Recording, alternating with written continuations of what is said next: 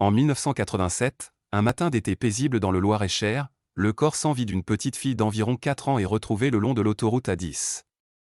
Son visage est tuméfié, son dos couvert de morsures, et son corps enroulé dans une couverture. Aucun nom. Aucun signalement.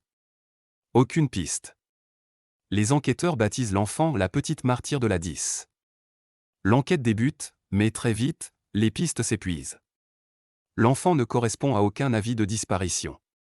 Aucune école, aucun hôpital, aucun voisin ne semble connaître son identité. Elle devient un fantôme judiciaire, une victime sans nom.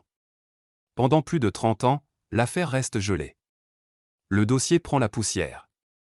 L'espoir s'efface peu à peu. Mais un jour, en 2017, tout bascule. Un jeune homme, interpellé pour des faits sans lien avec l'affaire, est contraint de donner son ADN. Et là, le choc, son profil génétique correspond à l'ADN retrouvé sur la couverture de la fillette. Ce garçon est en réalité le frère de la victime. L'identité de l'enfant est enfin révélée, Inas, né au Maroc, vivant en région parisienne à l'époque des faits. Les parents sont rapidement identifiés, interpellés, puis mis en examen pour actes de torture et de barbarie sur mineurs de moins de 15 ans ayant entraîné la mort. Ils avaient tout simplement fait disparaître leur propre fille.